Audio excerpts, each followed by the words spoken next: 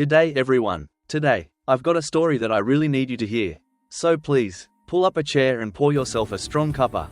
My channel is all about the magic of stories. And I want you to share this incredible journey with us. A house where children have grown and left can sometimes feel too big for the hearts left inside it. For Margaret and David, living in their small town nestled in the Victorian high country, this Christmas Eve was shaping up to be one of those days.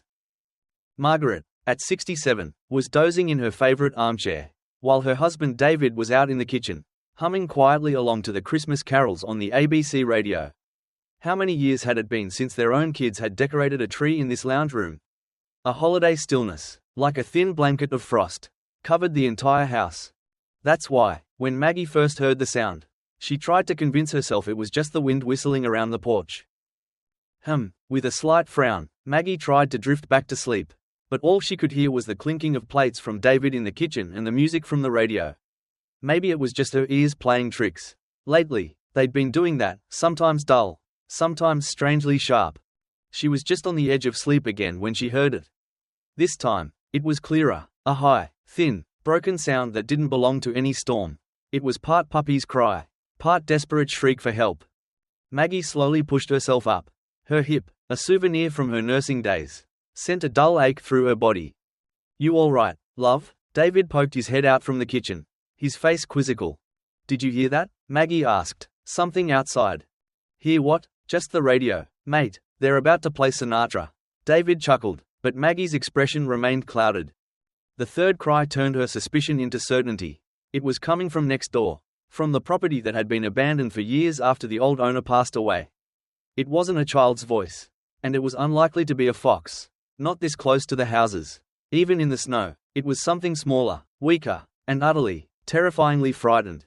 Maggie slipped her worn Ugg boots on and headed for the front door. "Where are you off to?" David's voice followed her, but she didn't answer as she opened the heavy door. As if it had been waiting, an icy blast of air hit her, stealing her breath for a second. Outside, a proper blizzard was beginning to brew. Only a half-collapsed wire fence separated their garden from the overgrown yard of the abandoned house. Holding onto the railing, Maggie took one careful step after another, trying not to slip on the icy path. The sound was definitely coming from that house.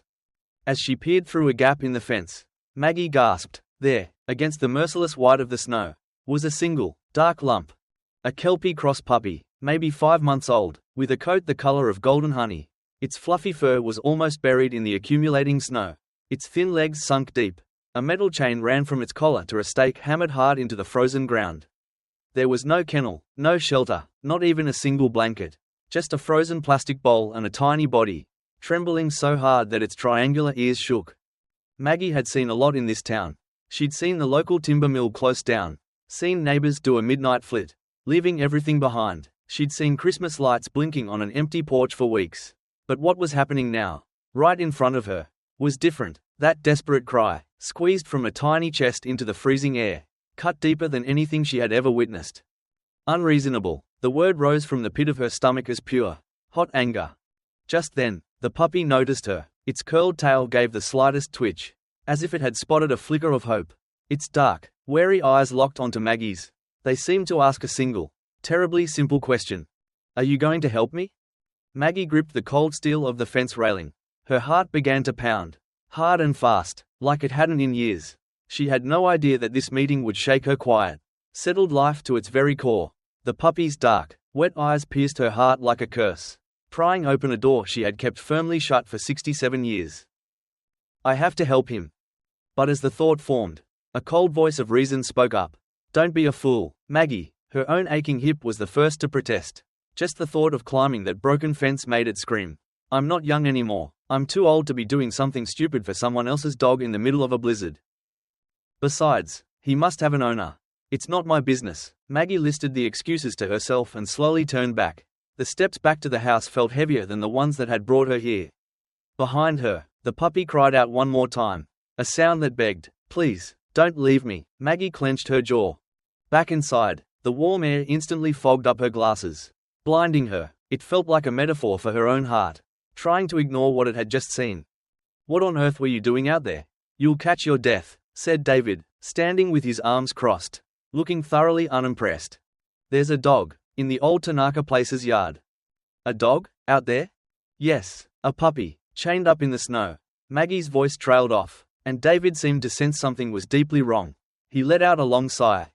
Don't tell me you're planning on saving the world. Maggie, we haven't even finished the Christmas shopping list. You know nothing good ever comes from getting involved in other people's business. David's words were sensible. They were exactly what Maggie had been trying to tell herself. That's right, we have our own lives. 2 old age pensioners can't afford to look after someone else's dog. Maggie nodded silently and took off her wet boots. As she sat back down in her armchair, the earlier sleepiness was completely gone. The TV was showing a cheerful Christmas special, but the happy laughter didn't reach her ears. All she could hear was that thin cry, piercing through the walls. It was no longer just a sound, it was a sharp accusation, aimed directly at her conscience. As she tried to ignore it, the image of their old dog, Max, flooded her mind. Max, their beloved border collie, the heart of the family when the kids were little, when times were tough and David's building work dried up, when arguments left the house cold and silent, Max would just rest his head on Maggie's lap, his quiet warmth holding the family together. Rain or shine, Max was always waiting at the door for her to come home. Those faithful eyes, that warm body. What if the dog shivering out there right now was Max? The thought struck Maggie with a physical pain. No, don't think it. That's not Max. It's a stranger's dog. It has nothing to do with me. But the seed of guilt, once planted, grew uncontrollably. Here she was, in a warm house with a hot cup of tea, while just next door, a life was freezing to death. The fact felt like a thick wall, separating her from the rest of the world. The only sound was the ticking of the clock on the wall. Tick, tock, tick, tock. It sounded like the countdown to the puppy's life ending. Maggie looked out the window again. The blizzard was getting worse. Visibility was near zero. There was no way that tiny body could survive this storm. Was she really going to close the door, cover her ears, and let a life be extinguished? If she did that, could she look at herself in the mirror tomorrow? Could she sit here and eat her breakfast in this warm house? Maggie clenched her fists, her nails digging into her palms. The excuses had run out. She couldn't let her own conscience freeze to death. I'm just taking him a bit of water. The voice that came out of Maggie was so weak and hoarse. It surprised even her. David said nothing, just stared at his wife's face. His eyes seemed to hold both resignation and a challenge. Shaking off her guilt, Maggie went to the kitchen and filled a bowl with warm water from the tap. She added some leftover roast chicken and rice to a small plate. Her hands moved with a clumsy, careful reverence, as if performing a sacred ritual. Watching her from behind, David let out another quiet sigh. He opened a cupboard, took out a dry towel, and held it out to her. Put this on the top step. I don't want you slipping and breaking a hip. I'm not looking after you. He grumbled. The words were blunt, but Maggie felt the clumsy kindness behind them with a pang in her heart. Thanks, love, she whispered, cradling the towel and the food. She stepped back out into the freezing world. The cold was even more brutal now, but the memory of the puppy's trembling body was sharper too. As David had told her, Maggie placed the towel on the top step, moving like she was carrying fragile glass. She made her way to the gap in the fence. Easy there, little fella, it's okay. Maggie's voice was nearly lost in the wind. She placed the bowls of food and water just within his reach. I'm not going to hurt you. Go on, have something to eat. For a moment, the puppy didn't move. Deep suspicion filled its eyes, as if experience had taught it that kindness from humans could be a trap. But when the steam from the warm food reached its nose, its nostrils twitched. Slowly, one step, then another, shaking all over, the puppy reached the bowl and began to drink the water frantically. As if it was the last drop on earth. His throat must have been parched. After gulping down the water, he buried his face in the plate of chicken and rice and ate with wild abandon. Watching him, Maggie felt a slow warmth spread through her chest. Right, this is all I'll do. Just help him get through this storm. Just for a day, maybe two, so the weather doesn't finish the cruel job a human started. That's enough, isn't it? Maggie told herself. After watching the puppy finish his meal, Maggie went back inside, but her heart felt heavier than before. She quietly closed and locked the door. And for a moment, the silence returned. I've done what I could. I don't need to blame myself anymore. But before she could even breathe a sigh of relief, that thin cry echoed from the yard again. It was different from the frightened cry before. It was more mournful, more pleading. It seemed to pass through the walls, calling her back, asking, "Why are you leaving me alone again? Why are you abandoning me here?" Maggie stood frozen. The warm water and food might have filled the puppy's stomach, but it had also awakened a tiny, dormant seed of hope, Someone noticed me. Someone was kind to me. Maybe they'll save me from this hell. And that hope was now tormenting Maggie. A moment of warmth can make the loneliness that follows unbearable. Maggie realized the magnitude of her mistake. A random act of kindness can sometimes become an act of cruelty. She hadn't saved the puppy, she had merely prolonged its life by a little. And in return, had given it a brief, beautiful dream just before pushing it back off the cliff of despair. The sound of its cry was a cold, heavy reality, piercing her back and her heart. From that day on, a strange partnership formed between Maggie and David. They got used to the crying from next door, just as they had gotten used to the ticking of the kitchen clock. At first, the sound tore the house apart, but after a few days, it became part of the soundtrack of the harsh Victorian winter. They never called the puppy by a name, just the little fella. It was as if by doing so, they could keep a safe distance, stop themselves from getting too involved. But their actions betrayed their words. Maggie started marking a small black dot on the calendar hanging by the fridge for every day that she, or David, took warm food and water to the fence. Soon, the dots formed a zigzagging line, an unintended record of a small promise they had made. One morning, when David complained his back was giving him grief, Maggie went out in his place without a word. Bundled up in an old coat, she mumbled, "My hip's better than your back today," and returned with her cheeks flushed red from the cold. She reported to David, like a soldier debriefing a mission, that the puppy had eaten everything and was still shivering. Seeing her then, David knew that his wife was just as tangled in this invisible chain as he was. Occasionally, a rusty ute would pull into the driveway of the abandoned house. The tray was filled with a mess of tools that looked like they belonged to a demolition crew.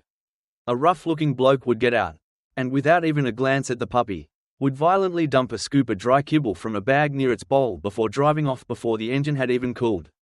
He never knelt, never spoke a word, and sometimes never even looked at the puppy's face.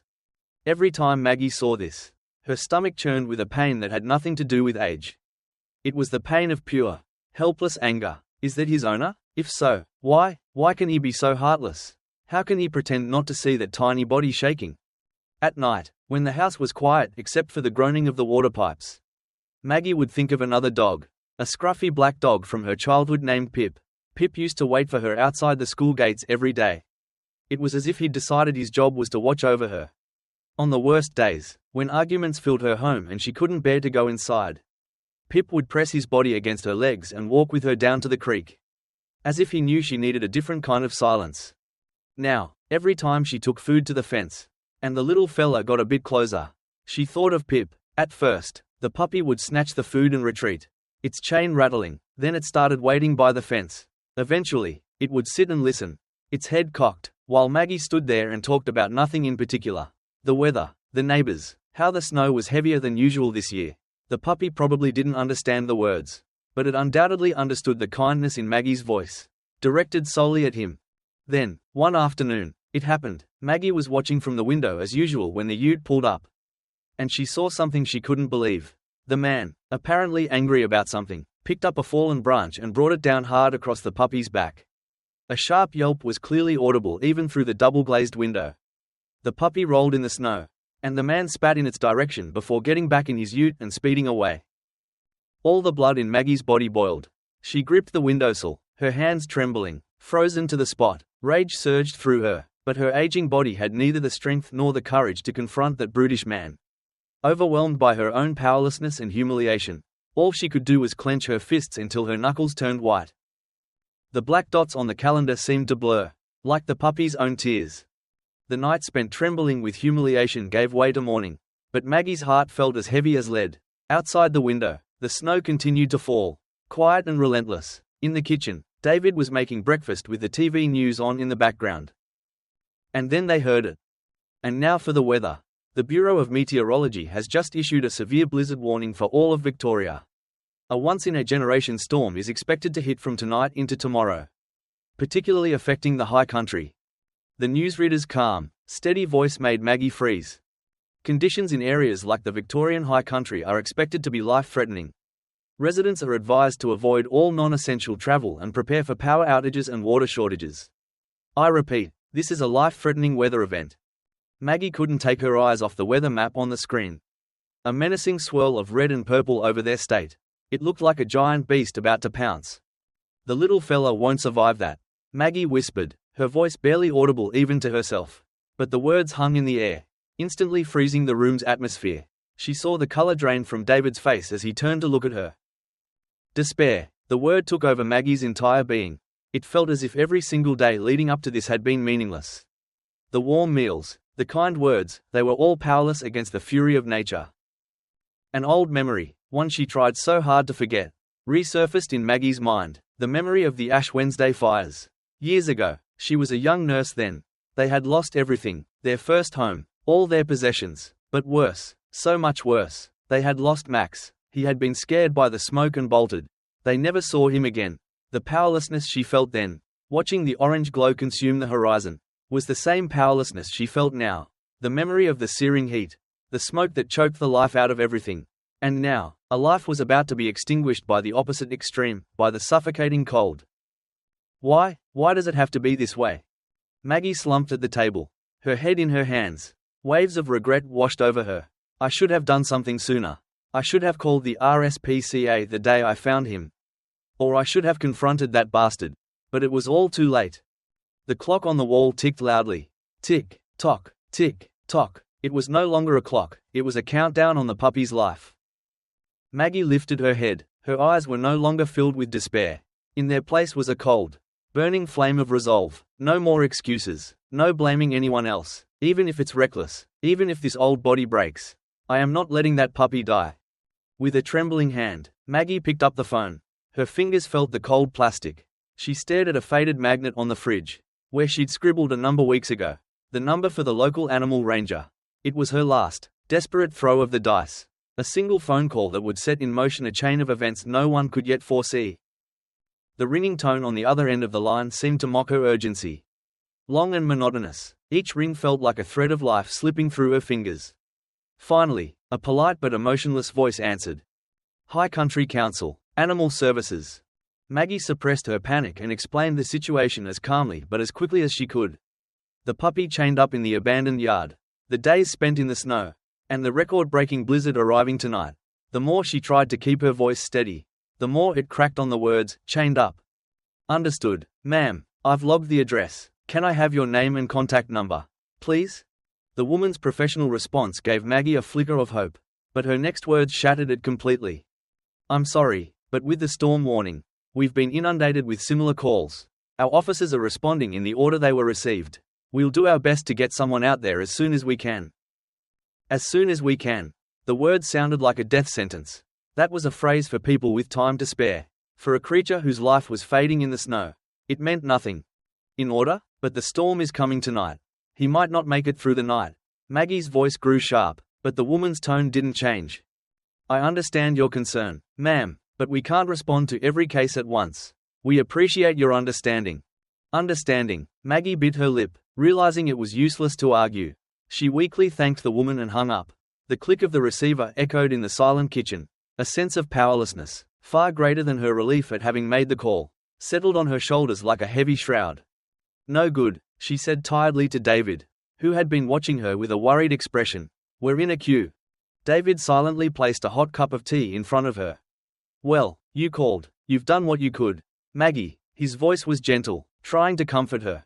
But Maggie shook her head. It's not enough. We've done everything we can. David insisted. You're not 20 anymore, love. You can't fix everything yourself.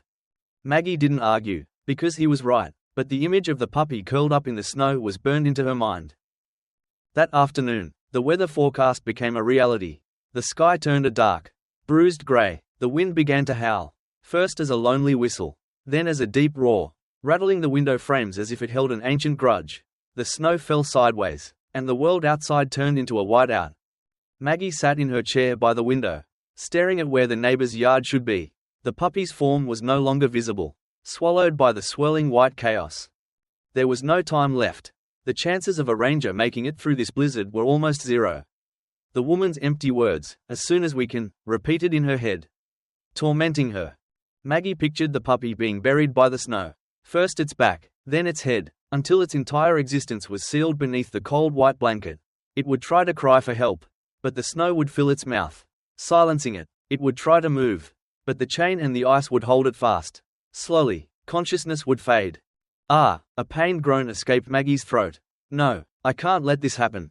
If I do, I will regret it for the rest of my life. She imagined the morning after the storm, seeing a small, still body in the neighbor's yard, and she would have to live with the knowledge that she did nothing, blaming herself forever.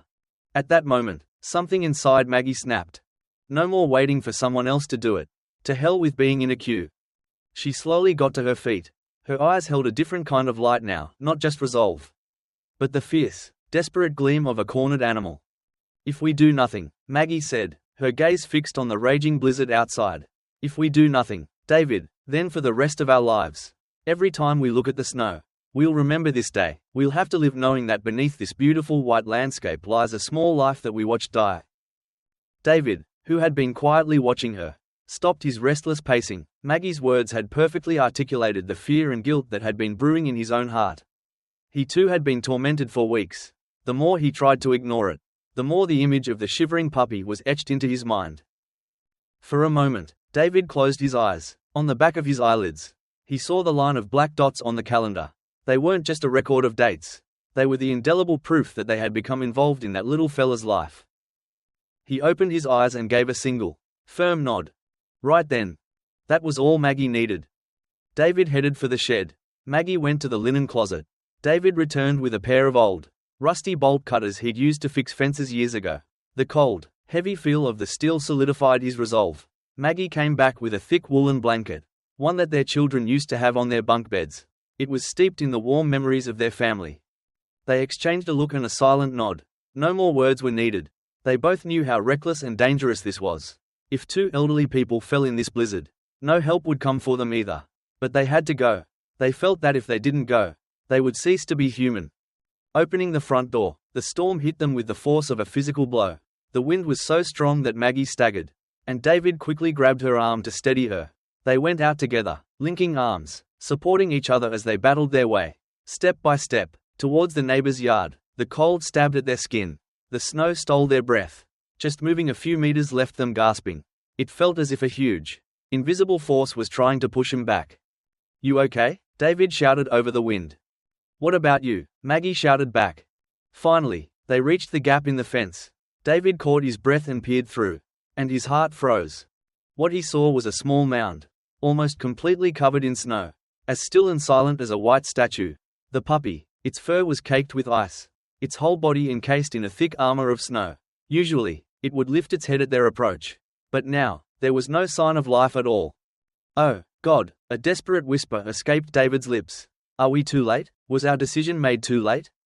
Beside him, Maggie gasped, her trembling hand covering her mouth. David gripped the bolt cutters. Even if they were too late, he had to free the little fella from that cursed chain. It was the only atonement they could offer for letting him die. He pushed his way through the snow. Just then, for a split second, the wind died down, and in that moment of stillness, David saw something on the puppy's body that made him doubt his own eyes. The small, snow-covered mound seemed to rise and fall, ever so slightly. "He's breathing, he's still alive. Maggie, he's alive." David's cry was filled with a mixture of elation and panic. He plunged into the snow, which was now up to his knees, and scrambled towards the puppy. He didn't know where he found the strength in his old body. He only knew he had to reach that flickering flame of life before it went out. Kneeling beside the puppy, David touched its body with his frozen fingers. It was hard and cold as ice, but beneath the fur, he could feel a faint but definite heartbeat. "Easy, boy, can you hear me? We've come to help you." David kept his voice low and calm, as if talking to a frightened child. The puppy's eyelids fluttered. They opened a fraction, but its eyes were glassy, reflecting nothing. "We're going to cut this chain now. You're going to be okay." He positioned the rusty bolt cutters, placing the jaws on the metal chain near the collar, which was now one with the ice. His fingertips inside his thick gloves were already numb, but David focused all his being on that one point.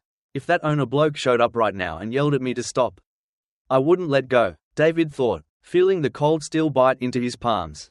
"This isn't theft, this isn't vandalism, this is a rescue." David squeezed the handles of the bolt cutters with all his might. A groaning sound came from the rusty metal. It was tougher than he'd imagined. Sweat beaded on his forehead, and his breathing became ragged. "You can do it, David." Maggie's voice came from behind him. She was holding the woolen blanket open, trying to create a shield against the wind. David gritted his teeth and, putting his entire body weight into it, squeezed the handles one more time. Snap! The sound, louder and more sacred than any Christmas bell David had ever heard, was just a small metallic crack, but it felt as if the entire yard had just taken a deep breath after holding it for a very long time. The chain fell onto the snow. The last link was broken. A moment of silence. "It's over, fella, you're free." But the Kelpie puppy just stood there, its head hanging low, as if its mind couldn't catch up with the news that its body was free. "Come on, boy, you're not tied up anymore," David said gently. The puppy took a trembling step. And then another. David thought it might bolt, run towards the open space it must have stared at for days. But instead, its legs gave way, the puppy collapsed, falling into David's arms as if pulled by a magnet. A bundle of bones, cold fur, and quiet trust, it was as if it had given its last remaining strength to him. David dropped the bolt cutters in the snow. With clumsy fingers, he helped Maggie slide the blanket underneath the tiny, freezing body. The old woolen blanket that had once warmed his own children on long winter nights now gently enveloped this shivering creature, as if it had been waiting for this job its whole life. "Oh, you poor, poor thing," Maggie whispered, kneeling down as far as her joints would allow, tucking the edges of the blanket around the puppy's legs. Her voice was a murmur, breaking on the last word. And then, for the first time, the puppy responded with something other than a cry. It lifted its nose just a little, and hesitantly, gently, licked Maggie's wrist. Maybe it was gratitude, maybe it was just because there was warm human skin there, but the gesture seemed to say, "I heard you, I heard all the kind words you whispered to me through the fence." A single tear rolled down Maggie's cheek and disappeared into the blizzard. David tightened his arms around the puppy. He was still in a critical condition. They had to get him somewhere warm. To a vet, as quickly as possible, but that one small act, performed with the last of the puppy's strength, had lit a definite flame of hope in the hearts of the old couple who had been on the verge of despair. David lifted the puppy, wrapped in the blanket, and with Maggie supporting him, they carefully made their way to the car. His arms ached with the weight, but his chest felt strangely light. On the way to the vet, the world outside was a blur of white and grey. Inside the car, the only thing that mattered was the bundle on David's lap, where slowly, just slightly, a little warmth was beginning to return. When they stumbled through the door of the 24-hour vet clinic, a few pairs of eyes in the waiting room stared at them. A young male vet rushed over. "What's happened here?"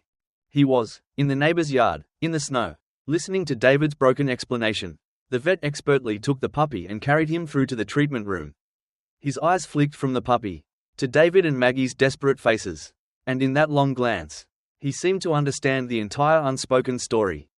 Temperature check, stethoscope, IV drip. The vet and nurses worked with quiet efficiency. David and Maggie could only watch from a distance, praying. It felt like a lifetime passed. Finally, the vet took off his mask and walked over to them. His expression was a mixture of relief and something else, something stern. "He's going to make it. He has severe hypothermia and malnutrition, but his youth is on his side. Honestly, another couple of hours and it would have been a different story." David and Maggie let out a simultaneous sigh of relief.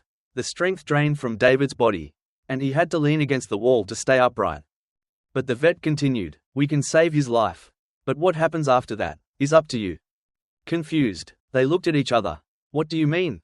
"His body will recover," the vet said, pausing for a moment to look at the puppy lying quietly on the examination table. "But his spirit is deeply wounded." The vet gently parted the fur on the puppy's side. There, on the skin, was a nasty, raised scar, the kind a keloid burn leaves. "This is an old one. Looks like he was burned with something like a cigarette." David and Maggie gasped. The vet then carefully lifted the puppy's back leg. "And here, the X-ray showed an old fracture. It's healed on its own, but it was likely caused by being kicked or hit with something hard. This wasn't just neglect and being left in the storm.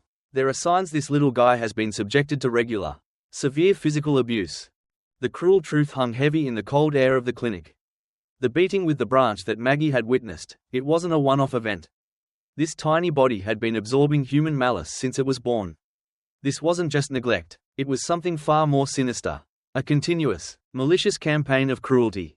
David looked at the small, curled-up form on the table. Those vacant eyes, the extreme wariness of humans. It all made sense now. A dark, guttural rage, far worse than anything he'd felt before, rose from the pit of his stomach. How could they? To something so small. Maggie's voice trembled with tears. The vet said quietly, "We can fix his physical wounds, But the fear and mistrust of humans etched into his heart can't be fixed with medicine. The only things that can heal that are time and unwavering love. His words presented a new, and much heavier, responsibility to the old couple who had just been feeling relief. What they had rescued from the snow wasn't just a freezing life. It was a broken spirit, shattered by the hands of a human. When they got back to the car park after finishing the paperwork for the puppy's admission, David's arms felt strangely empty.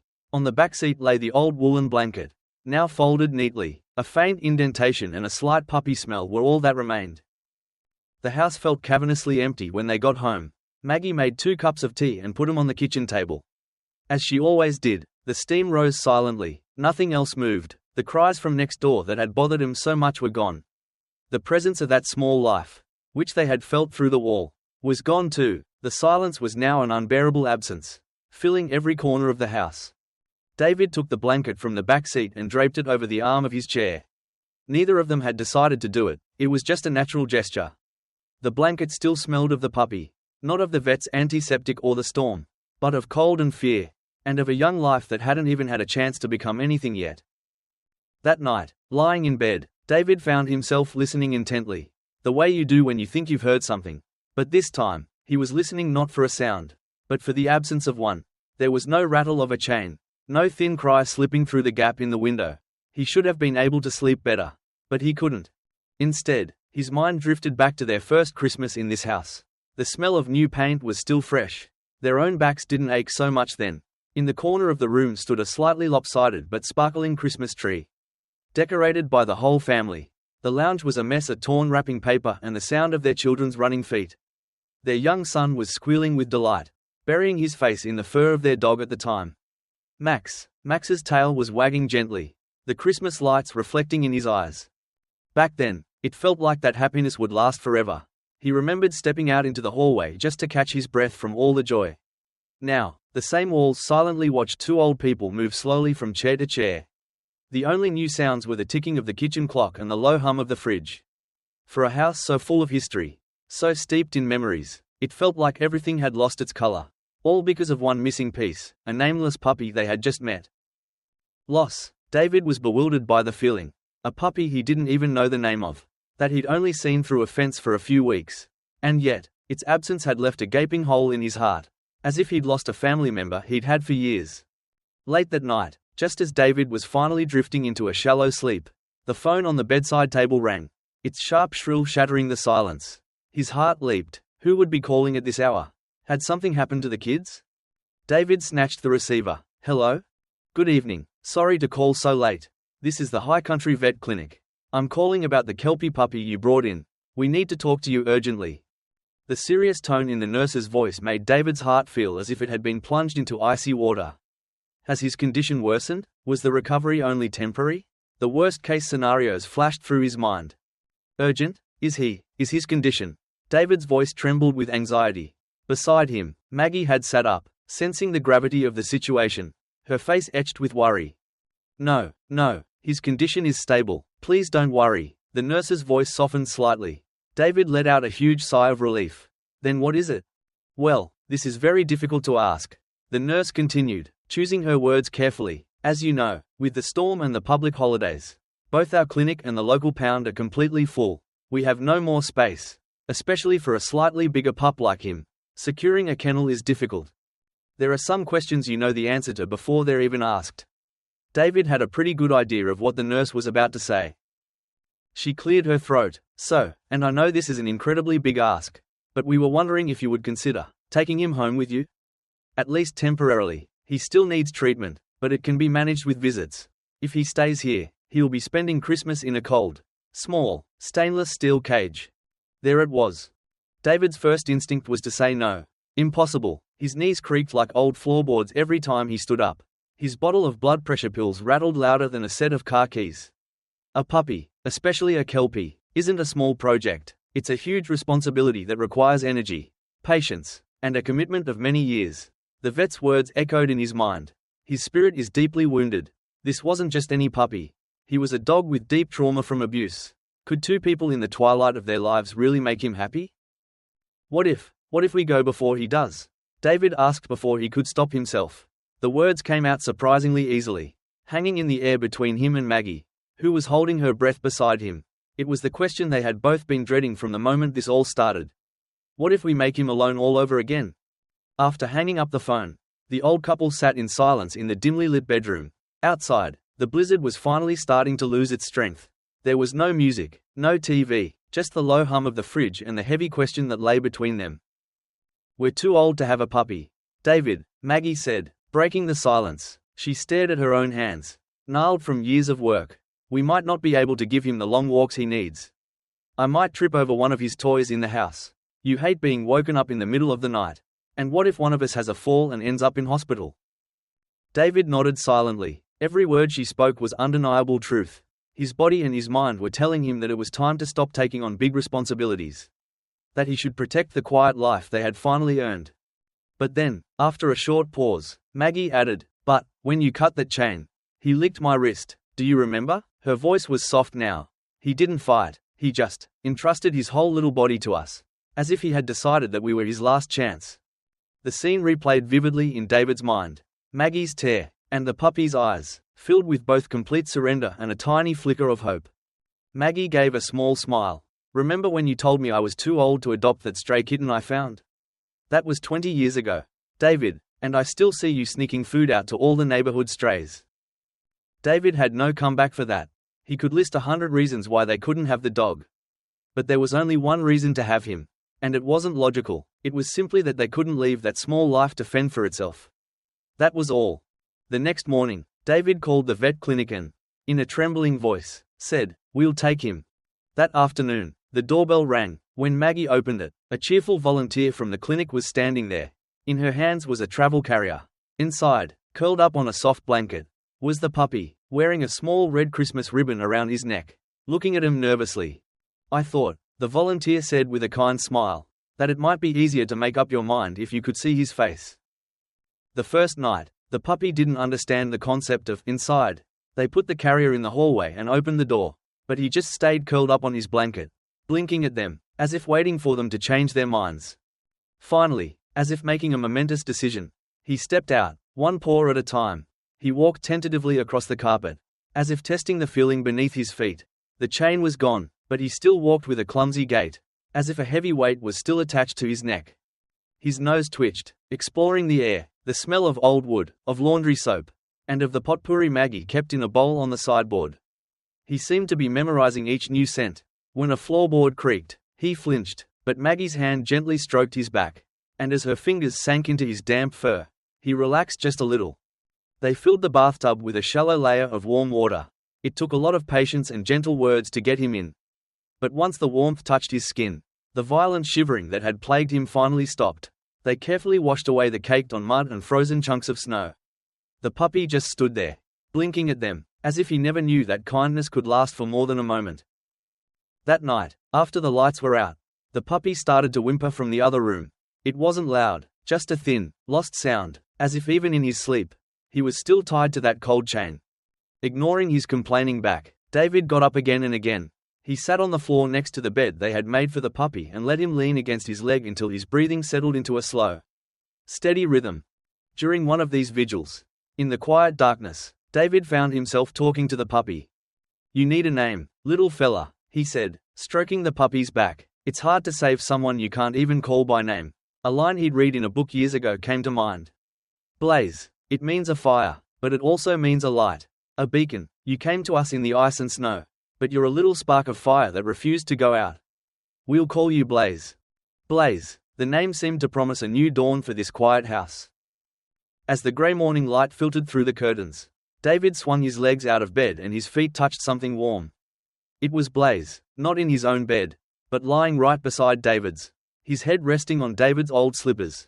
He was finally in a deep, peaceful sleep. His calm expression seemed to say that he had finally decided this place might really be his. David gently stroked his head.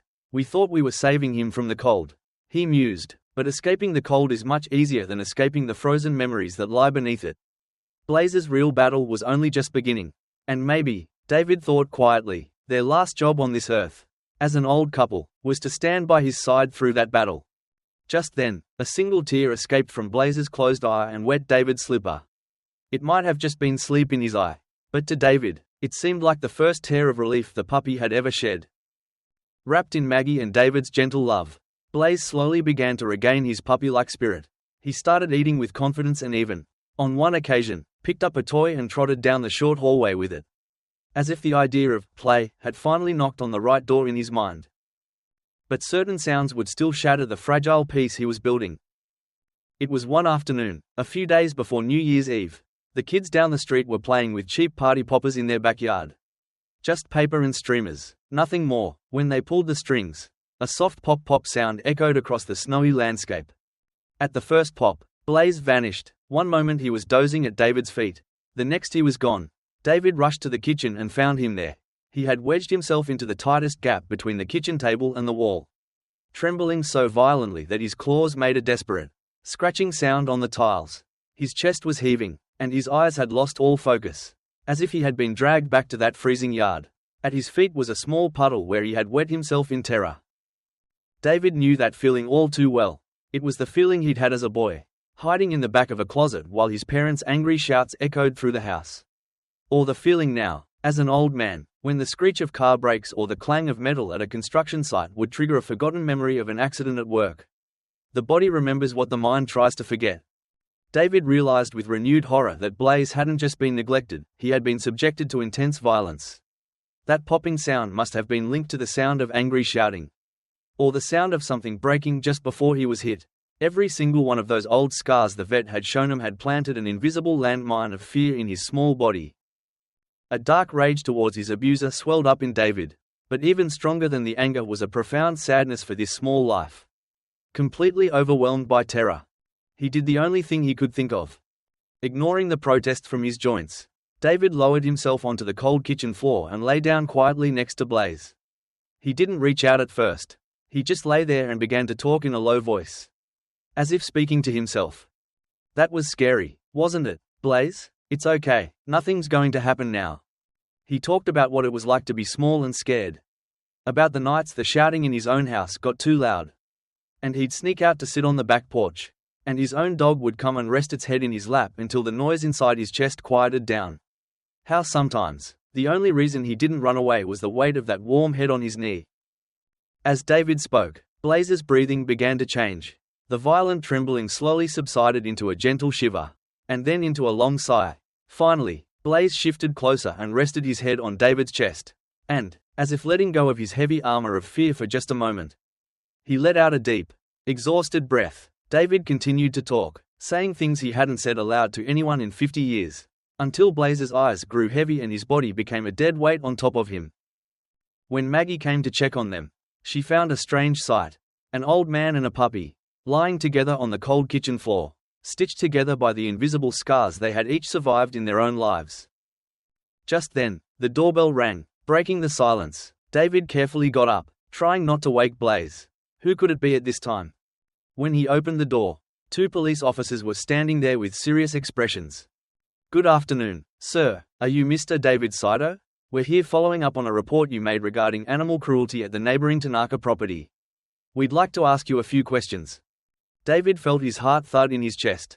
Everything was about to be brought into the light. The police visit marked the end of a long chain of abuse. David's report, Maggie's testimony, and the vet's diagnosis provided the crucial evidence. The former owner was arrested on charges of animal cruelty. He admitted to taking out his work-related stress on the defenseless puppy. A few days after the case was resolved, on Christmas Day, David and Maggie's daughter and her family came to visit, filling the house with cheerful noise for the first time in ages. At the center of it all was Blaze, his tail giving a few tentative wags. "Wow, he's so big," their young grandson said, his eyes wide as he stroked Blaze's head. Their daughter watched the scene with a smile. But later, she found David in the kitchen and whispered with concern, "Dad, are you and Mum sure about this? A Kelpie is a huge responsibility. And this one has issues." Before David could answer, Blaze slowly walked over to the youngest grandchild, a toddler who was still wobbly on her feet. The little girl was clutching a soft snowman toy. Blaze sat down gently in front of her, lowered his head, and with infinite care, took the snowman from her hand in his mouth. Then, just as gently, he placed it back on her lap and gave one big, happy wag of his tail, as if to say, "Okay, we can play your way." Seeing this, their daughter said no more. She just smiled and gave her father's shoulder a gentle squeeze. Later that evening, after the chaos had subsided and the dinner plates were cleared away, Maggie sank into her favorite rocking chair with a tired sigh. Unbidden, Blaze crossed the room, gently rested his head on her lap, and began to breathe in time with the rhythm of her rocking. It was as if he had appointed himself the guardian of her tired bones. David was sitting by the fireplace. Strangely, the painful childhood stories he had told Blaze no longer felt like a heavy weight on his heart. The same memories, the same years, but now, Blaze was lying warm and solid at his feet. Whenever David's voice would trail off, Blaze would glance up at him and just wait, patiently, until he found his words again. On the coffee table, next to a half-eaten plate of shortbread, was a folder of documents that had arrived from the animal shelter a few days earlier.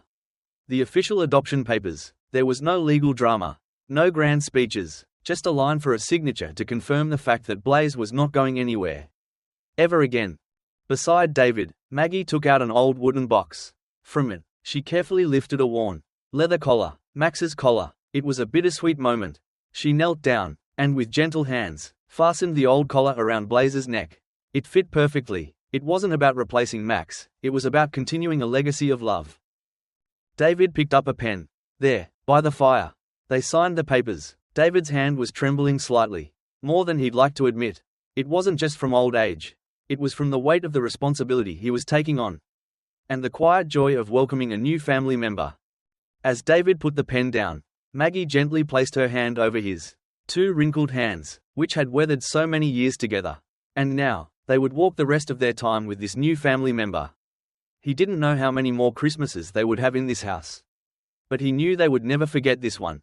Not for Blaze, not for them, and perhaps not for anyone out there who was now remembering the sound of a dog's cry they had once heard. Blaze gently licked David's hand. And then, for the first time, Blaze, who had barely made a sound, let out a soft woof at David's feet. It was a small sound, but it was filled with absolute trust. It was the first sound of joy David had ever heard him make. When the house was finally quiet again, Blaze was curled up in his own bed by the fireplace, completely at peace. The slightly faded red Christmas ribbon was still tied to his new old collar. In the soft light from the Christmas tree, which made his golden coat shimmer, David gently placed a small blanket over his back. Blaze sighed contentedly in his sleep, one leg twitching, as if he was chasing something better, something happier, in his dreams. Only one thing had been necessary for this small miracle to happen. On that night, when they heard his cry, they simply hadn't closed the window. That was all. His best days were behind him. David had believed that, right up until the night he heard a puppy crying in the snow. If you're around my age, you know what it's like to feel life slowing down. Your back complains, your knees have a mind of their own, and you start to believe that the world's big problems are for someone younger and stronger to solve. But David knew now, for a fact, that you don't need to be young to help someone smaller, someone weaker than you. All it takes is a single moment of resolve, a decision in your heart to say, "Not on my watch." Blaze brought a new rhythm and warmth to David and Maggie's aging days. A reason to open the curtains earlier in the morning, a reason to speak more gently at the dinner table, a reason to laugh from the bottom of their bellies at his clumsy attempts to play that ended with him tripping over his own feet. He brought back the warmth of life that the two of them had forgotten was missing from their quiet house. And it was all because they had listened, truly listened with their hearts, when no one else did, or when no one else wanted to. There are surely so many dogs like Blaze, right at this very moment, chained up in the cold, waiting, just hoping that someone will hear their voice. Most of them don't need a superhero. They just need one single person who decides not to go back inside and pretend they heard nothing. Sharing this story might help more than you think. Every time someone watches this video, or likes it, or shares it, it reaches another pair of ears. Maybe someone in your town will hear a cry on a cold night and remember the story of Blaze. And maybe that person will pick up the phone. Or maybe they'll put on a coat and go outside. Maybe they'll open their car door and make space for a small life that has nothing left to lose. Any of us can be a quiet hero. You and me, no special powers required. All it takes is a heart, and a little bit of courage to choose compassion for a life in front of you over your own convenience. On this quiet morning, Blaze is breathing steadily at David's feet. His soft breath, the sound of a fragile life that was almost extinguished in a harsh blizzard, is now a steady, warm presence in this house. And it is the surest sound of a new day dawning.